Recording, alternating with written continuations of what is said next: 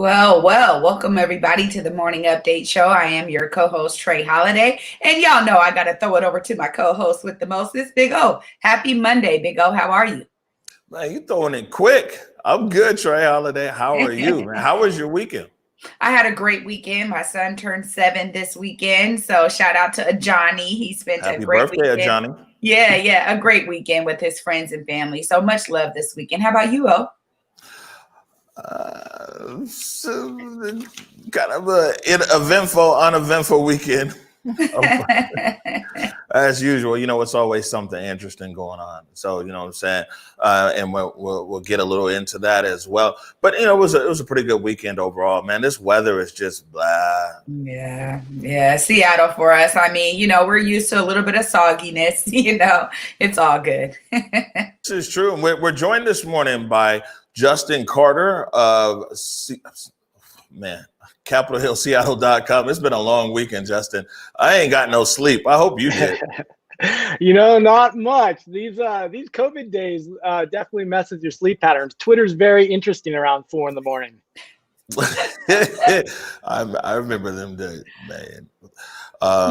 Okay, so we're going to talk briefly about the stimulus, and then we're going to pop into what's the news up there on the Hill.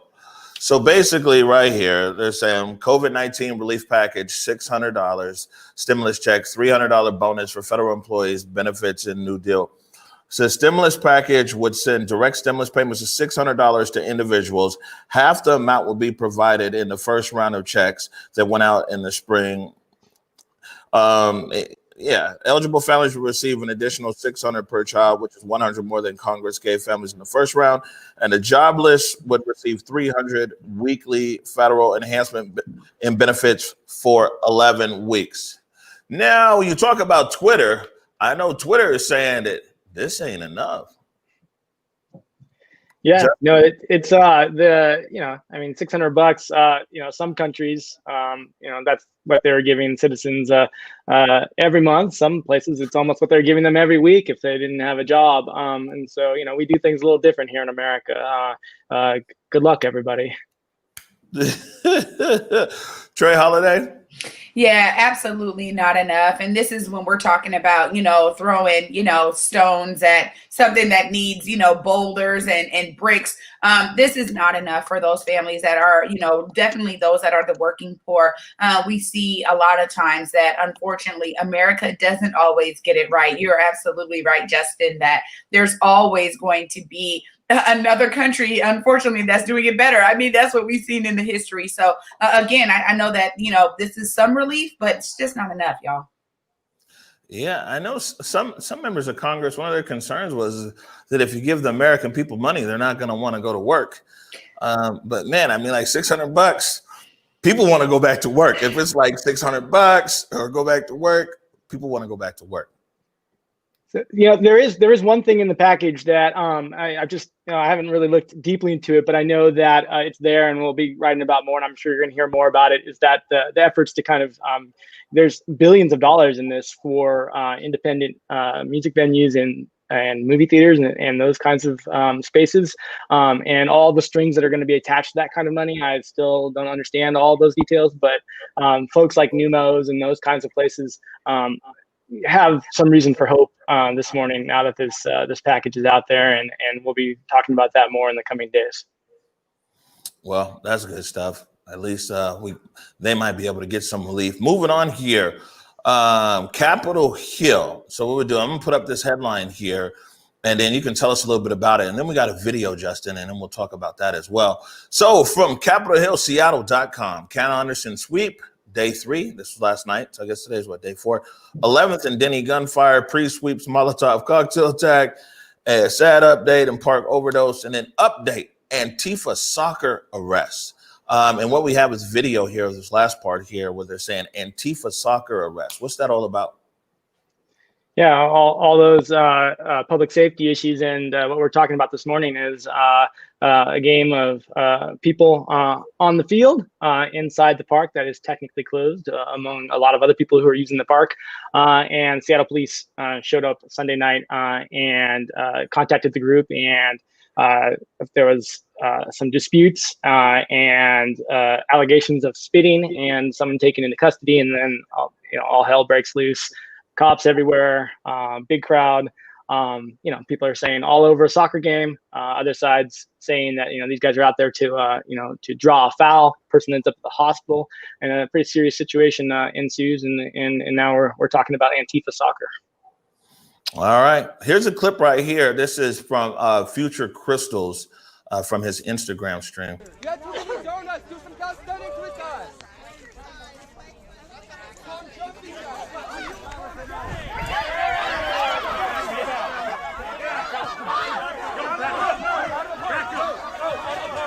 Time to leave. Go. Why did you arrest?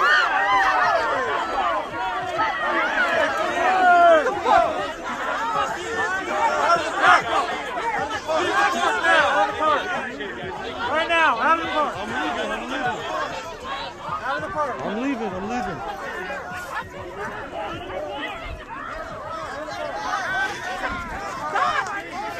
You fucking piece of shit! Hey, let's give me my ball back. Hey, come on. I got you. Hey. Hey. Get off me!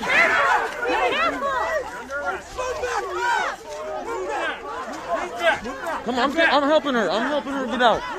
Come on. Move back! I'm back. I'm in the sidewalk. Move back! I'm in the sidewalk. No, move back! I'm in the sidewalk. Can you pass them their bag? I'm in the sidewalk, dude. I don't care. I'm not in the park no more. Claxton. I'm not in the park.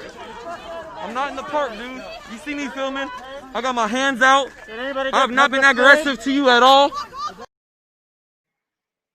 Justin, do you have any word if Parks Department is actually trying to contact people or talk to people in the park, or is it just the police? Or are you hearing the first contact that people make or is made is the police? And then also, what are you hearing about what we heard is that even while this arrest was taking place, other people were still in the park playing soccer and walking their dogs. How even is this no trespass being applied? Sure. So I'm asking parks about some of the what comes next as far as letting people know what's going on in the park. Over the weekend, though, it was police were kind of on the front line of that effort. And as SPD terms it, this is was a complaint-based situation in the park through the weekend. If somebody called and complained, they would try and put resources to checking it out. I don't know what kind of contact specifically happened Sunday, but I'm told that there was a complaint, that there was a report of people in the park specifically on the field. And I don't know if that was somebody, a neighbor. I don't know. Often what happens is people watch the live streams and start calling police on activities that they see. Something gave the police the start of a complaint-based situation, and then they went in and made contact, and they brought a pretty heavy presence to begin with, and both sides were ready. And here's a both sides term, but the streamers are there. People that have been involved with some protest were there. And so, it's not that the cops were the only one who came to this party a little over-prepared, but the situation got out of hand really quickly. And to prevent these kind of things, it's difficult. The park is technically closed, but there's no fences around Cal Anderson, and especially anymore now the barriers are mostly down. And it is filled with people doing their normal things, exercise, dogs, people playing frisbees. I hope what comes out of this isn't a bunch of people calling the police on each other all the time to clear the space. That might be what's happened. I've seen some reports on social media that people are doing that to report dog walkers and those things, just to kind of make things, I guess, more fair. It is a situation that's going to be a real problem in the interim, and I think it's why parks would like to get the park open, but that will then open up a whole different situation for the police to try and deal with as far as behavior in the park and the possibility of someone setting up encampments again. Trey Holiday? Yeah, I mean, this is one of those things. I think it's so important, and I'm glad that we're staying up on this story because we know that again, these can go either way. And I agree with you what you're talking about, Justin, in terms of the increase in calls on one another just to kind of clear the space. That really isn't the goal. And so, how can there be sustainable solutions again to really work towards issues that allow the park to be open, but also allow for those who are unsheltered to maybe understand that there are certain hubs where they can get services. So I'm a little bit in the middle here because I think that, you know, we don't have enough of those kind of centers and spaces open where, you know, folks that are unhoused and unsheltered can necessarily go there, get signed up for housing, get the resources they need, get direct services that day. And Cal Anderson became that. So I'm really wondering, you know, how we're going to be able to provide that for those who may be turned in that regard. Right. You know what's interesting is that this park has been closed since June 1st. We're now into December, almost January. You would think, or maybe I could offer a suggestion, and it might be a good one or a bad one, but you would think that especially as much money as the city spends on homelessness and all these other things, and as much of an issue there is with crowd control and the SPD, you would think at least around parks in this immediate time here that the Parks Department would just have like their park rangers, you know, like a buffer between, because there has to be something between someone being in the park and there now being an armed police presence. You know, I mean, very well, people might respond well to park rangers who are there, like, hey guys, see you out here. By the way, park is X, Y, and Z, and all these other kinds of things. I mean, there has to be a space just between, okay, now it falls down into the gap there with the police department. And I don't know, I haven't personally, and we'll keep reaching out to parks. You seen anything like that, Bobby Stills? Have you seen like the parks deploy people? Actually, Parks Department was actually there, and some of the workers that were there weren't aware that the park was even closed. Okay, so we're not seeing like a concentrated force of people who very well might have some de-escalation skills, might very well be able to talk, because it just seems to me, Justin, and you might know better, you're up there on the Hill, that this has the potential to just keep playing itself out day after day after day. Sure. And not to make too many excuses for parks, but it is Monday after, you know, the Monday of Christmas week of all things, after the sweep Friday morning. So, you know, I do think that the bureaucratic wheels are clearly turning. There's some other things looking forward that we need to find out more about too. The discussion about there is Friday, there was a teleconference that was regularly scheduled that went on anyway, despite the fact that the sweep was underway, where community groups and individuals from, you know, all sorts of disciplines got together to talk about how to activate the park going forward once it's reopened, and try and do things like connect permanent or more permanent social service opportunities in the space and other aspects like that. But we don't know anything really about how that's going to play out. We don't know how that's going to become public. We don't even know when the next session of that work stream is. So it's those kinds of things that need to come next. Given City Hall being pretty quiet around the holiday breaks, you know, these are going to probably take a little more time. In the meantime, Antifa soccer games possibly could break out again, and we see how that can escalate so quickly. Well, I was going to say too that I'm sorry, but that's definitely where I was going with it, because I don't know that policing the parks in any kind of way or like supervising the parks is really the way. So how do we think about cohesion in these spaces that have become these, you know, kind of cultural hubs and, you know, spaces of, you know, people connecting and getting connected to services? How do we utilize that kind of history so that it's not like, hey, we know that wave is going to come again and we're going to have to sweep it out again, but that we create some type of cohesion so people can have their soccer games, walk their dogs, and those who are unsheltered can also be right here getting some services. I'm just wondering about that. So I'm happy to hear that, Justin, that there is some type of maybe community rooted solutions coming out of this. Well, my brother actually works at parks, and so I guess I need to be calling him. He put a comment here. Yes, parks has social distance ambassadors and park rangers. So that's good to know. Have you seen any of them up there at Cal Anderson, Bobby? Not in the past, not this week. But All right. And then also, yeah, this is my resource for the city. Also, SPD has community resource officers. So it sounds like we might actually have the resources there to talk about what we're talking about for someone not the armed police to actually be the first interaction between people in the park. If he's saying that there's CSO officers, he's also saying that there's social distance ambassadors and park rangers. Would that be something good to deploy up at Cal Anderson Park, Justin?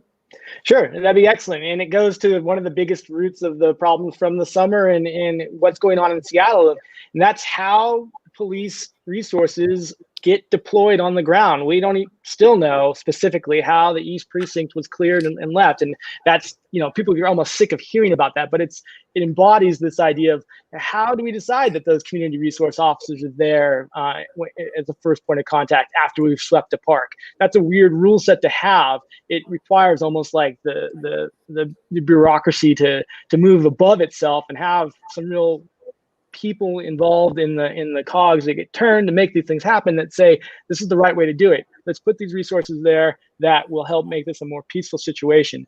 How those things happen with policing in Seattle is also, along with blast balls and rubber bullets and crowd control. Those are the kinds of things that I think the city is trying to answer and figure out what it wants to do moving forward.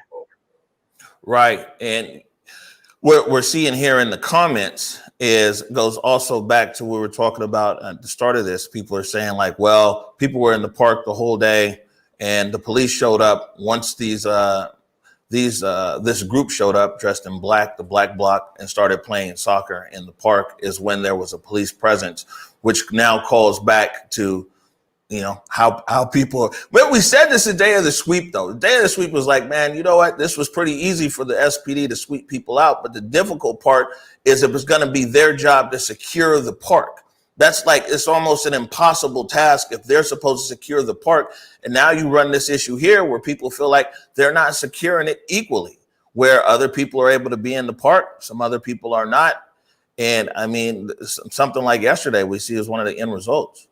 Sure. Yeah. I mean, when you give police a framework of complaint-based patrolling or complaint-based interactions, there is the opportunity for cherry picking and making some decisions like these. And that's likely what we saw last night is that this was, an opportunity. The framework was presented and they interacted with these people that they were looking for a way to keep out of the park. And people call it profiling.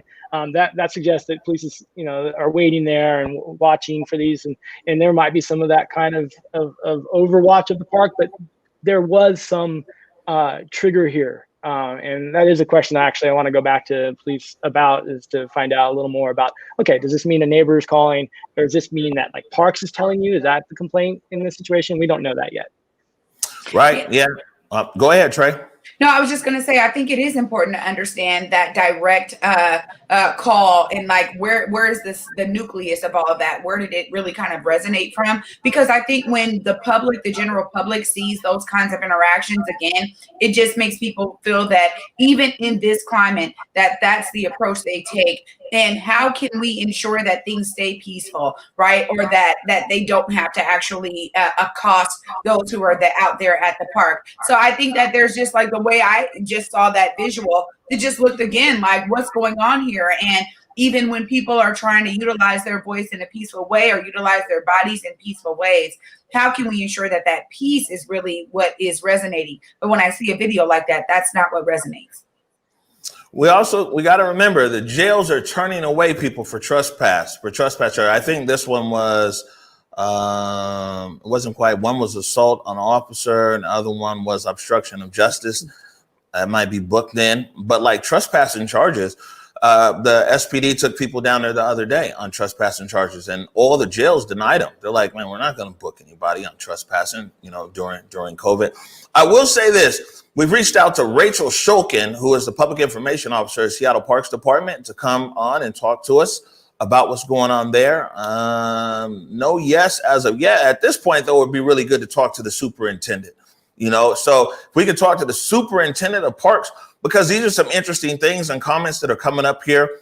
We talk about park rangers. My brother talked about there's the social distance ambassadors, where the community service officers. Also, it'd be good to know what is the catalyst for these calls for the police to show up to Cal Anderson Park. Is it that they just rolled by and saw people there in black bloc and decided to move in?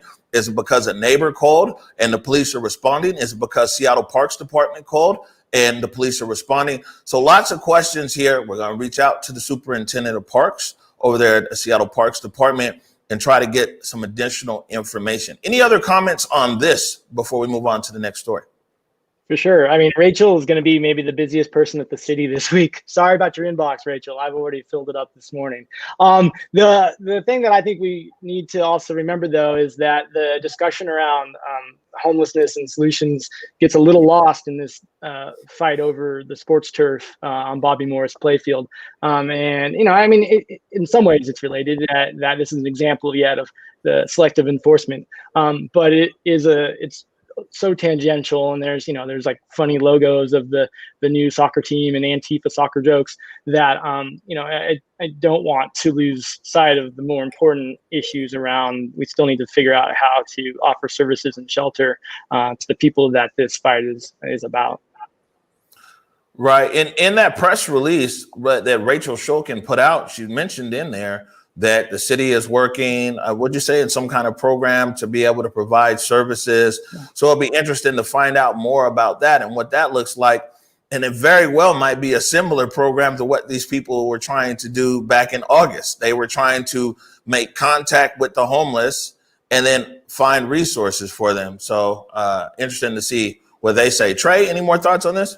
Yeah, I just agree with Justin. And when it comes to the real solutions here, and this is why I'm talking about cohesion in that park, because it has become such a central hub where folks are, even agencies like we saw with the Urban League and others out there trying to reach those people. And so I think we can't deny it as a city that it's become kind of a place where people are gathering that need certain things and others are able to find them there. So how do we actually make sure that that kind of cohesion can exist in that park so that it's not just erasing one thing and now all we want is people doing soccer games and walking their dogs? We don't want this blight on the community there present. I think that's the wrong way to go. And so I agree with Justin wholeheartedly about those long-term solutions for housing. All right. We want to keep you on for this next story right here, Justin, because I got a feeling you're probably somebody that does public disclosure requests downtown.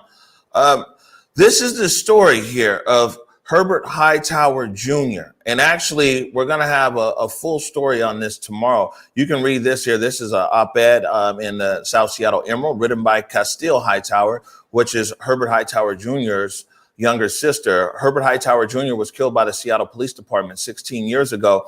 And so a lot of awareness has been raised in the Hightower's family's effort to get the police file from the Seattle Police Department.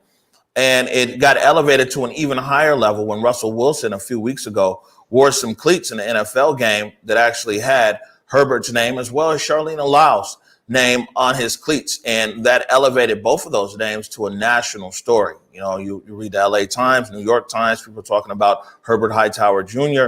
and Charlene Lau's. Now, one of the things that this exposed here, Justin, that the average person might not know is the frustration that a lot of people have in public disclosure requests from the city of Seattle. Sure. The more important the document is, the larger its possibility of being a presence in the media discussion and reporting, the more likely it's going to take longer than you need to get, and it's a very frustrating thing for reporters to deal with.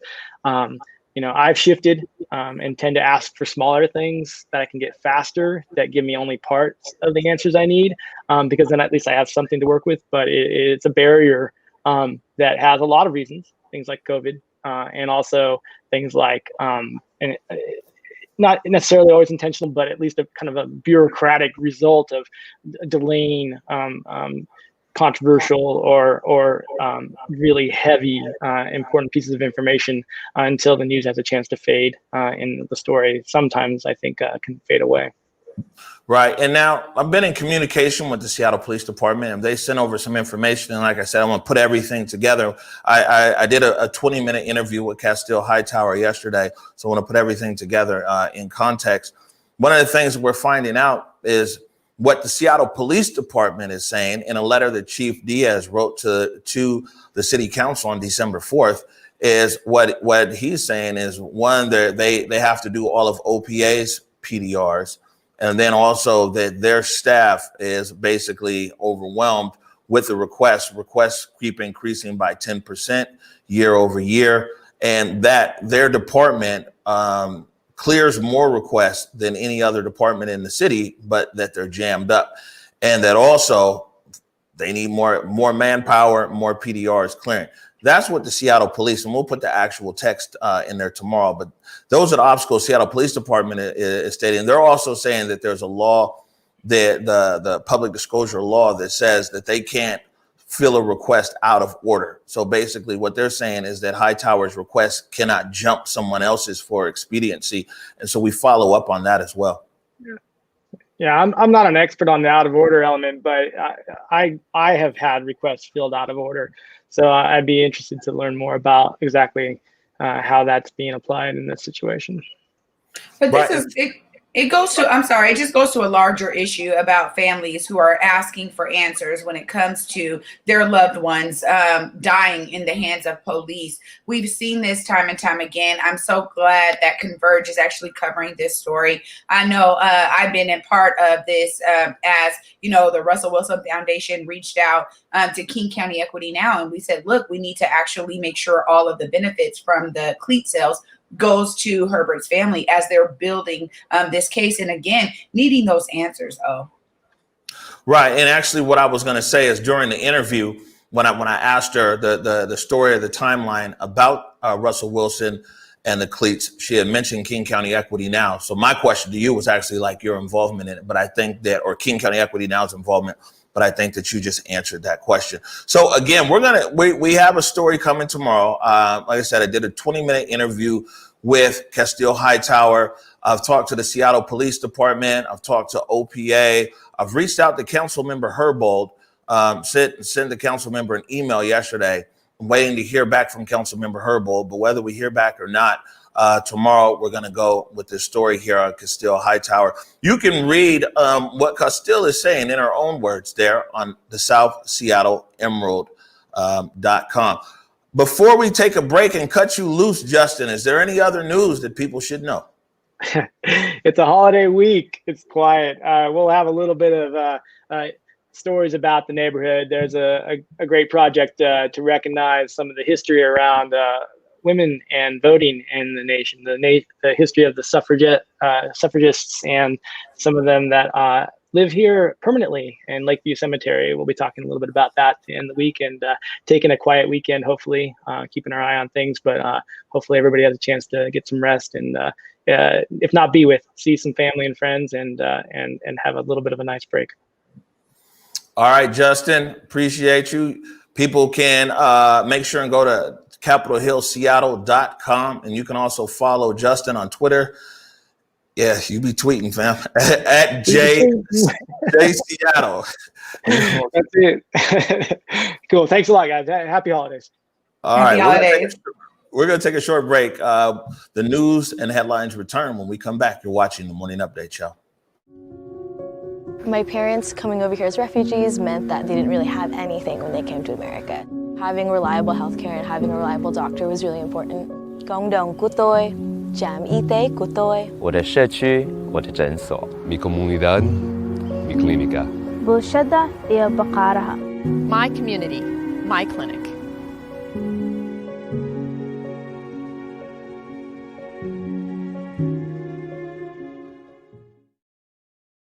Hey, what's up, everybody? It's your man, the Big O. Want to take a moment here, first of all, to say thank you for your support of Converge Media.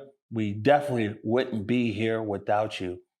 Secondly, I want to thank everybody who is a supporter of Converge Media on Patreon. We definitely appreciate your support. And for those of you who might not know, I'll let you know, we operate 100% off of donations. Some donations big, most donations small, but we love all donations all the same. If you haven't done so yet, I want to encourage you to go on our website to whereweconverge.com/donate and subscribe. You click on the Patreon link and you can subscribe for as little as $5 a month. There's higher tiers beyond that as well. And just know that your subscription literally keeps us on the air. Once again, I want to thank you for all your support. All right, welcome back to the Morning Update Show. And also want to thank everybody who's taking time to donate to our cause here. Your donations or monthly subscriptions definitely keep us on the air and in the streets. Also helps us buy and replace equipment. We had some mics and some other stuff that was damaged on Friday during the sweep. And so those donations that you guys make help us get new stuff, repair stuff, stay out there, things like that. So thank you so much to everyone who has donated. And if you haven't donated, welcome to go to whereweconverge.com/donate. Trey Holiday. Hey.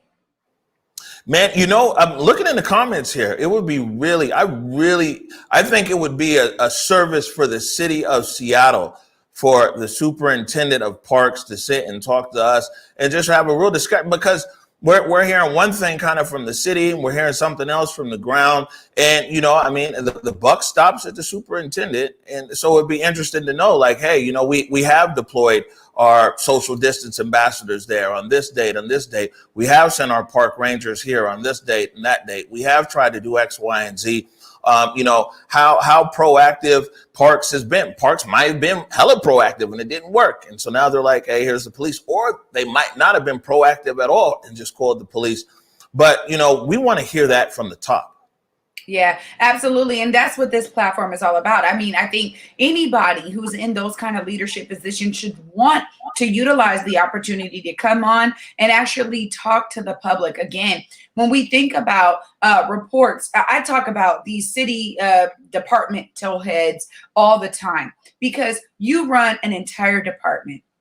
And we get it. But so much of it is bureaucratic to those of us on the ground, regular community members who just wonder, hey, you get this high paying job. Like, what are you actually doing in that role? How does it benefit the public?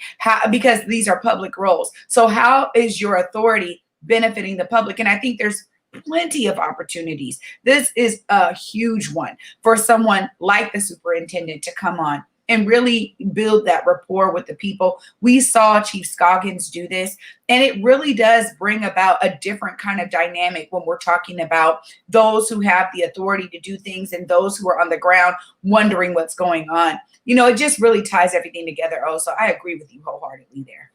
Right. And, we would be interested to hear directly from Parks.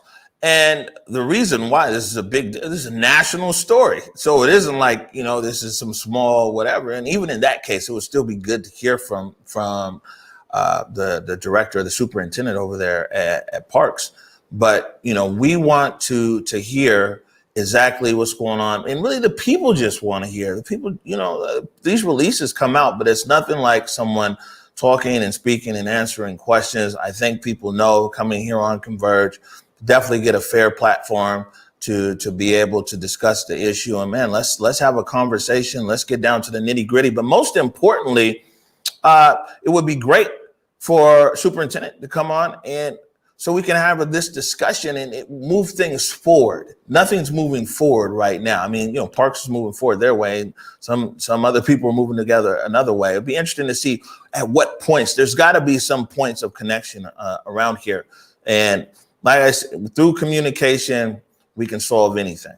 I agree so much. We've seen it play out on this platform right here. When we up the levels of transparency, when you had, Chief Best coming on during the days of CHOP, Chief Scoggins coming on, actually talking to community members, holding community conversation forums.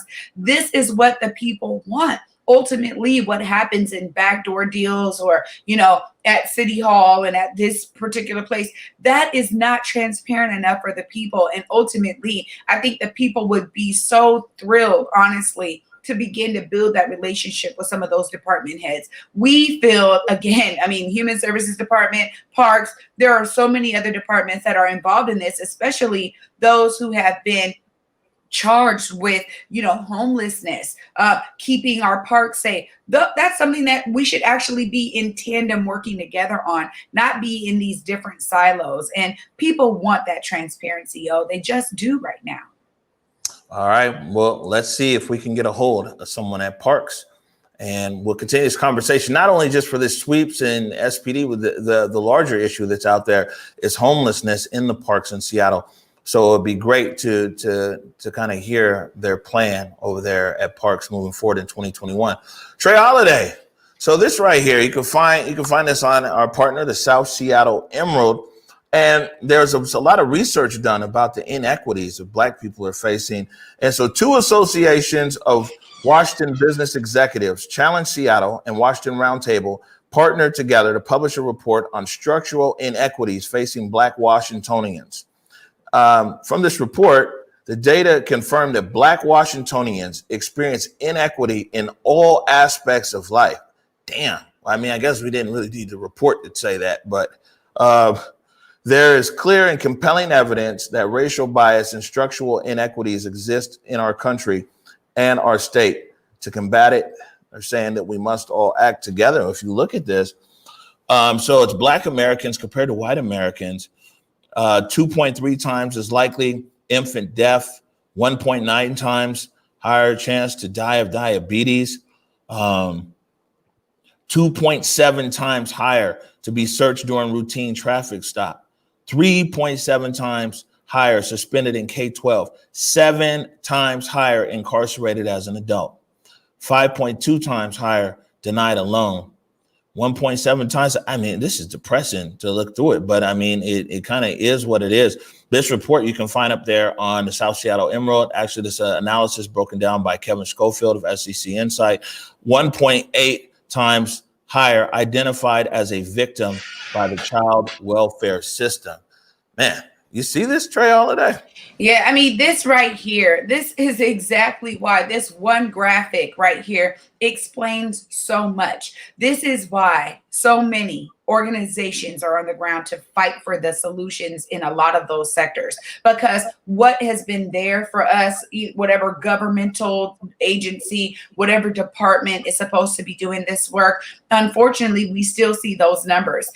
You talk about it a lot, when you're talking about Democratic leadership of Washington State. Now, that's for Americans, but ultimately, this is why so many solutions need to come from a ground up approach, because that top down approach has not actually worked in our communities. And unfortunately, a lot of what we've seen in the past, when we think about a task force over here, or this kind of gatekeeper committee, or these ones are going to be the ones to talk to these folks. This is why bringing the people up to speed with it, educating them on these processes, educating on them on what it actually means to take the state back, take their claim back into this country, and be a part of all of this decision making is so crucial, is so key. Those numbers are exactly why I do the work I do, because the solutions actually have to come from the people that are experiencing the disparities. It is not going to be a top-down approach that really saves us.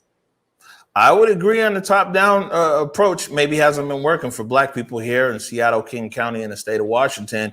And I would just say this, as a Black person in Seattle, King County, in the state of Washington, I know no political party is coming to save us, right? And solutions do need to come from the community. But we've had a Democratic city hall for 30 years. When Governor Inslee leaves the state house, would have been Democrats in power for 40 years down there in the state house, 4 decades. 40 years ago, the Central District was popping, Trey Holiday. Absolutely. Right. And so when you just brought something, I didn't want to get on a political rant here, and I'll make sure not to rant. I'm looking at the clock, but you just brought up something important when you're talking about political parties and solutions coming from the ground up and from community. I think that we see now that as far as our community is concerned, the previous approach definitely hasn't worked. Politicians have consistently left us behind, Black politicians, white politicians, and everything in between. And a lot of solutions do need to come from community. Let me put this back up here. This is appalling. I mean, this is just appalling. It's every sector. Oh, I mean, it's every sector. And across this country, this is why I get so, when I go to somewhere like Atlanta, I promise you, I'm like, and all these Black people, what are y'all doing? And people are already, so many people are still subdued. When I hear about these topics politically, from, you know, the nation or the national level, when I'm listening to political analysts talk about, you know, the national perspective of this movement, you hear some folks talking about, well, you know, hey, there's some Black people that have been polled nationally that want more police, or there's, you know, certain communities that actually feel this way. And I get like mind blown. Like, how are we more woke here in Seattle than some of these Black Mecca hubs? I mean, literally, it's like, hey, I decided I'm gonna play the system the way that it is. I'm gonna work within it. But I think that up here in Seattle, we really do feel that radical nature of, hey, this is not okay. And those numbers identify the sectors that are constantly in decline for the Black population of America. It's not okay. Oh, it's not okay. And actually, I'm gonna break down that whole report. I saw it briefly this morning, thought we'd put it in here, but we're gonna discuss it more tomorrow. So my mama is in the comments and she was like, but still we rise, still we rise. And this is true. And guess what else has risen? The phoenix rising from the ashes. Trey Holiday, LEMS. yeah.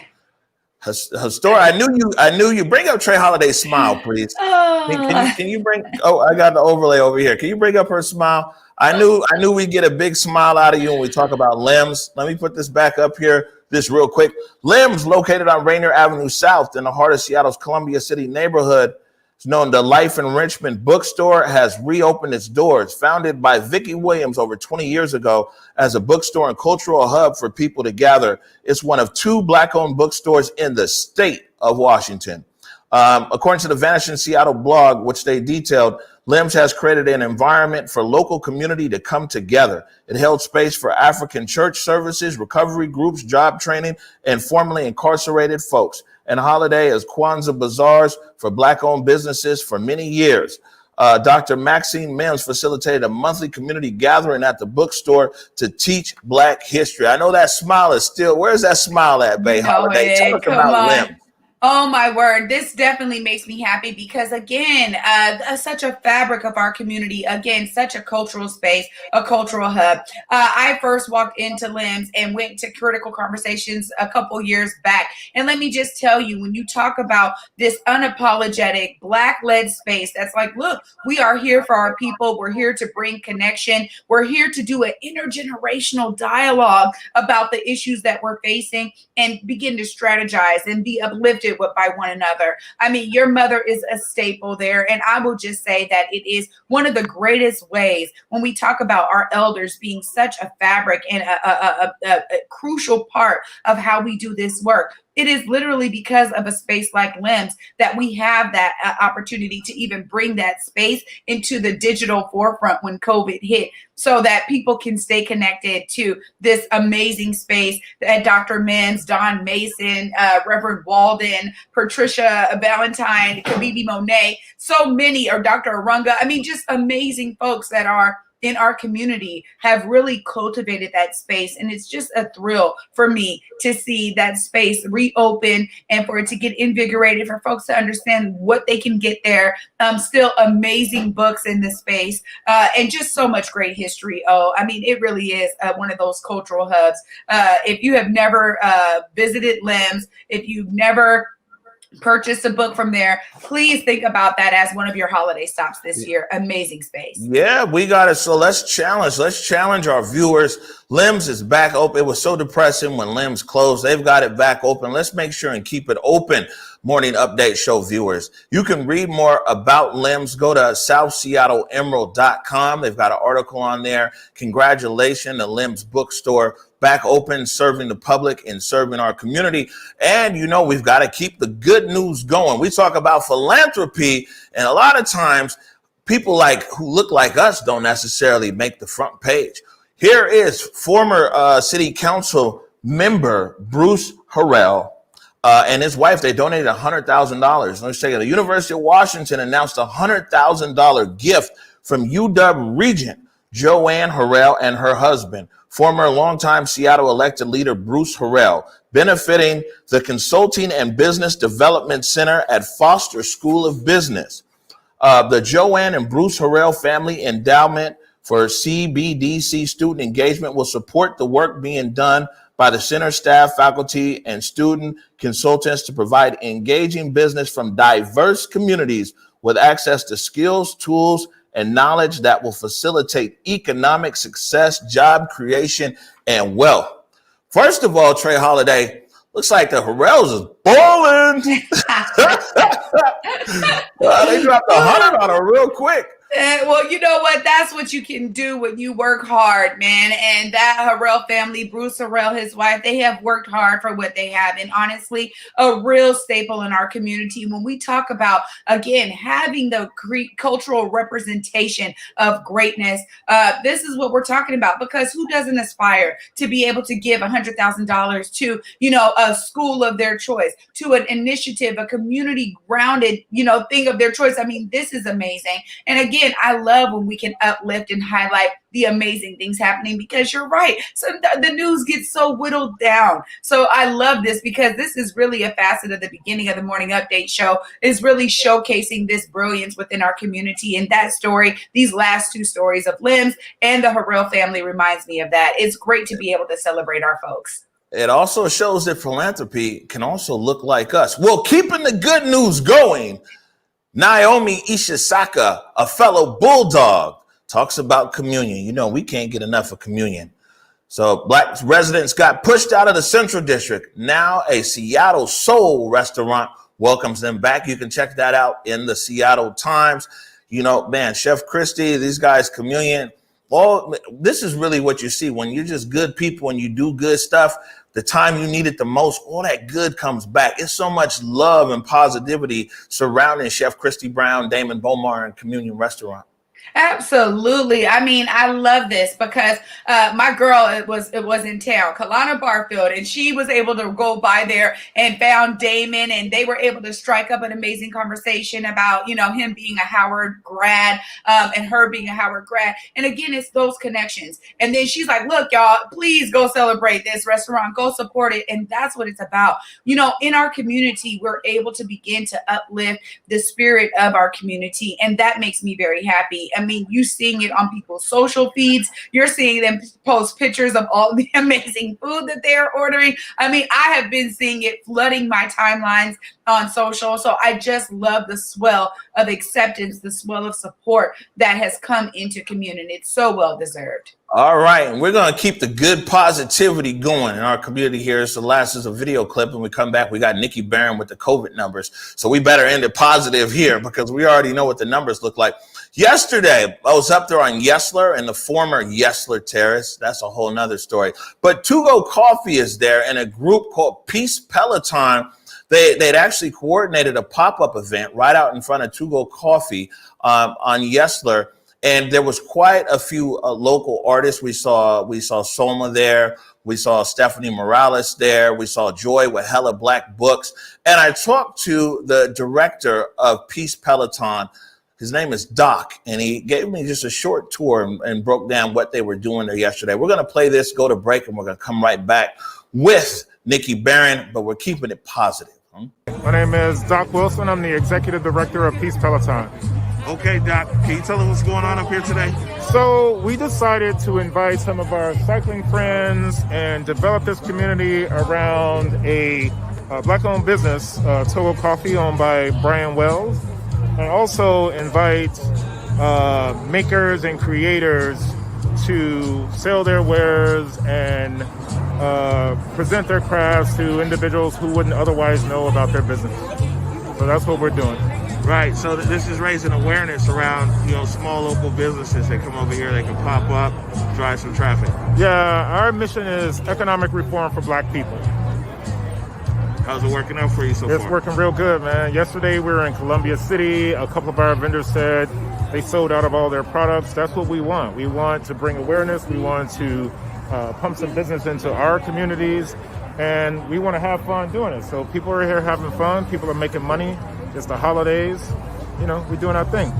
And now, how can people catch up with you? Like people who didn't make it out here today, how can they learn more about the next event? Yeah, you can follow us on Twitter or Instagram at Peace Peloton. You can check out our website, peacepeloton.com.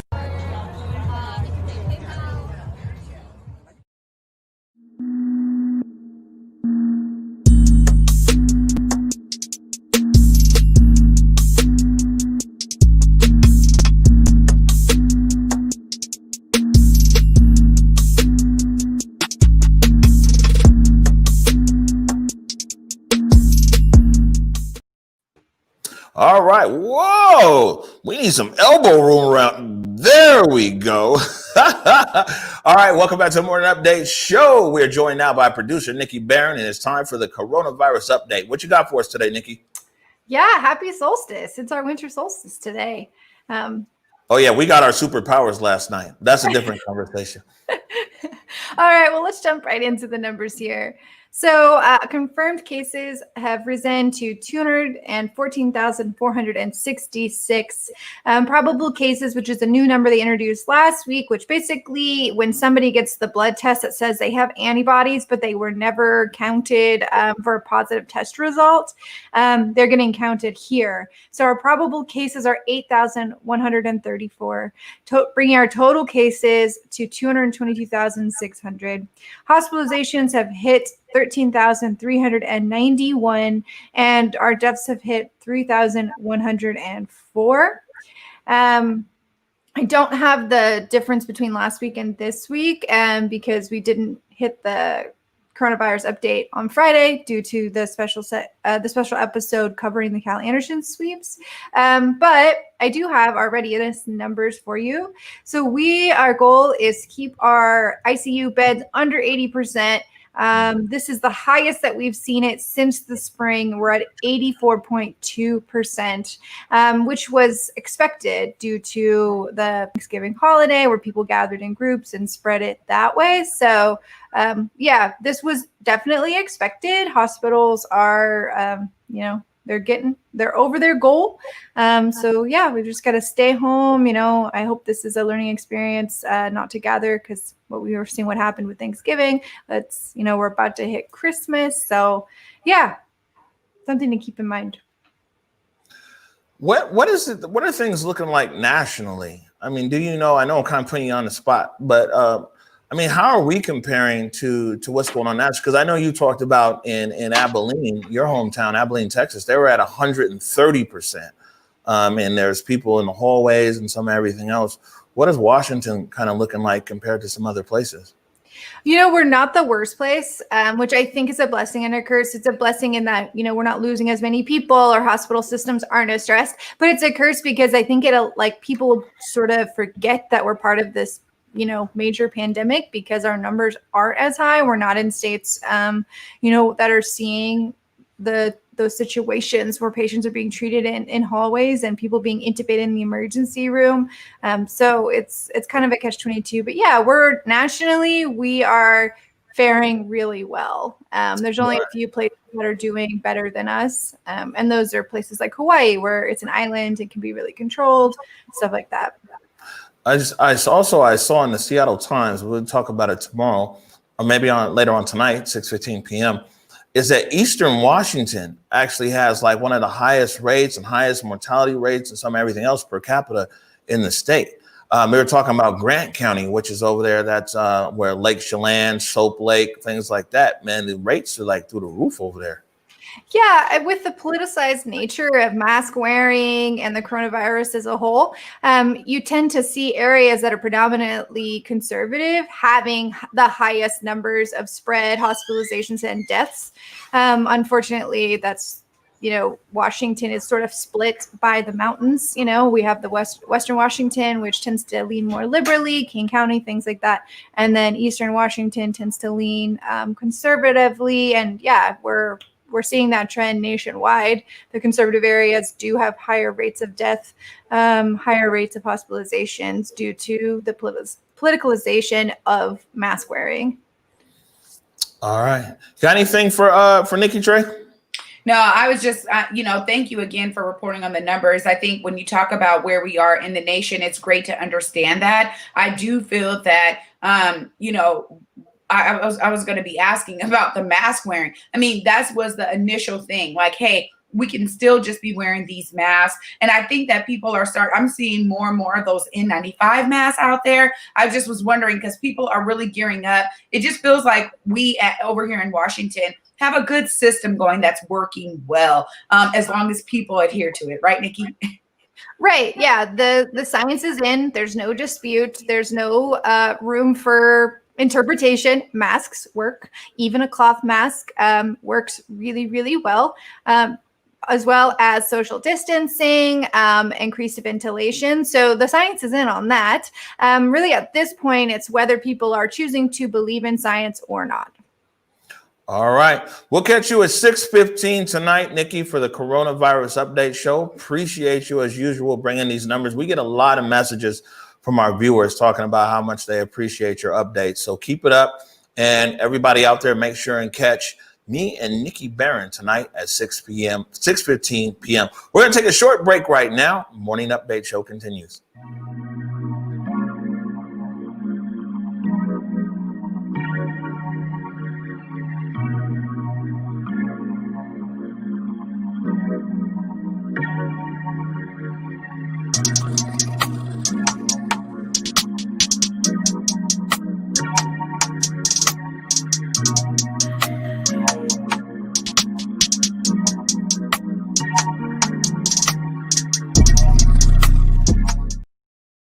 All right, welcome back. You know, Trey Holiday, this is usually where we're doing our local good stories and feel good stories, but I moved all of them to the front segment because I had a feeling that we were going to get short on time today like we did just now. Yeah, well, thank you for that because it's so needed. I mean, those uplifting messages, honestly, kept me through COVID. I mean, when we first launched the Morning Update Show and it was like, look, we're doing community news for our community. We're going to give them the updates. It was like amazing to see the resilience within our community and to continue that. So I love that we have that segment today. Oh, great work. All right. So 6:15 tonight, you can catch Nikki Barron and myself live on the coronavirus update show. And we're talking to somebody who actually got the vaccine and talking about the process. And we'll see if they're suffering from any side effects at the moment.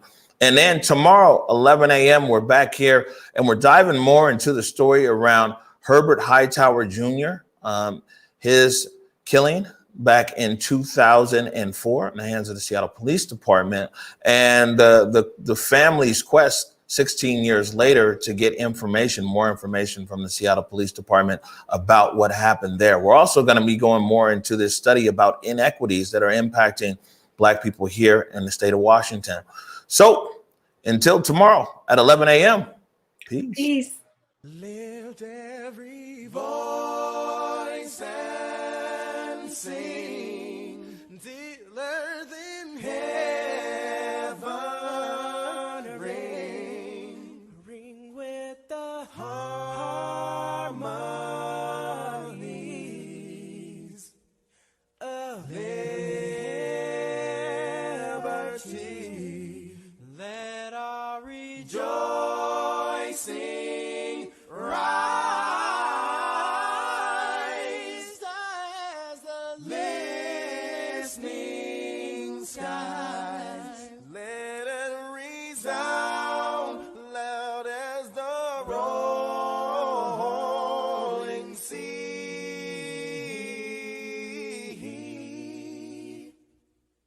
Sing a song full of the faith that the dark past has taught us. Sing a song full of the hope that the present has brought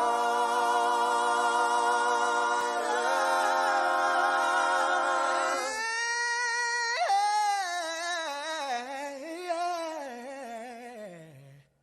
Facing the rising sun.